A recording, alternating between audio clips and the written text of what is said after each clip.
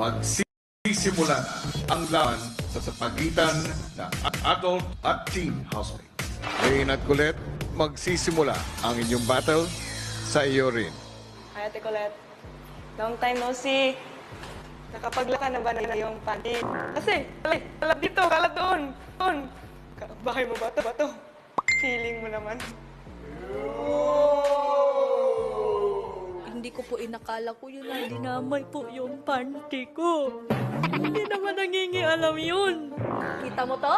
Kita mo to? Pakialamera kasi. Parehas tayo! Nakakapansin ka ba na nakakasakit ka na ng iba?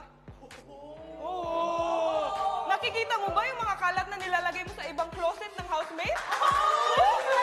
Hindi mo man malagay sa kama mo, sa closet mo! Ang laban sa pagitan ni Rain at ni Colette ay nagtatapos na. Sumunod namang sumalang ang kailan lang naging malapit na magkaibigang sina Fiang at Jazz. Sobrang kinabahan ako. Because I know her capabilities na hindi siya magpapatalo din, sobrang palaban. Oh, Fiang, sinabi mo sa akin noon na nawalan ka ng respeto. Totoo ba? Hindi ka lang marunong rumespeto? Kasi kung iisipin mo, pagrespeto ba yung pagsisigaw sa hapagkainan? O pagsasalita ng bad words na naririnig ng mga ibang kabataan? Sabi mo, pagiging palamura. Sino bang mas ate sa atin ang nagbabad finger sa harap ng camera? Aba, Fiang, sino bang may manliligaw sa ating dalawa na nag-aantay sa labas pero ikaw, 1, 2, 3, kinakapitan, sila na nga yung lumalayo sa'yo, di ba? Pero bakit mo pinipilit yung sarili mo? Oops! You disrespect him. Nah, you will never gain my respect. Di ko nga alam ba't kita tinatawag na ate. Hindi nga kita kaano-ano at hindi ka naman karespeto. Sa ginagawa mo, hindi nga dapat just ang pangalan mo. Alam mo, dapat pangalan mo, attention seeker.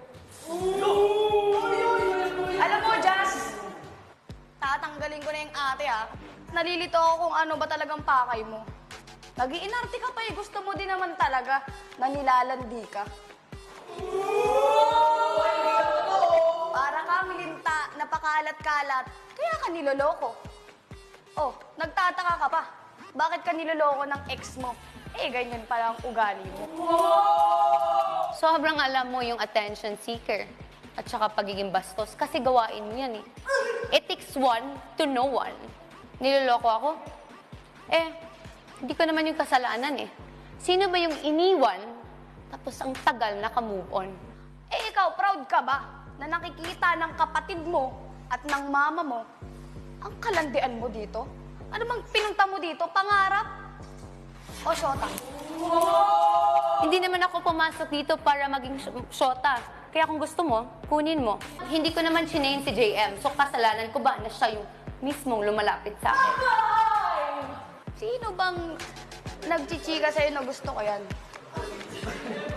Sino? Wala. Sariling utak mo lang yun. So tinanong mo ako, masaya ba yung nanay kapatid ko? Dahil ginagamit ko edukasyon, ibalik ko yung tanong ko sa'yo. Masaya ba yung nanay mo sa mga pinagagawa mo dito? Oo, masaya. O di congrats sa'yo. Sinong nauna? Sure ka bang optimistic ate ka na yan? Next pair. O kaya pakitang ate?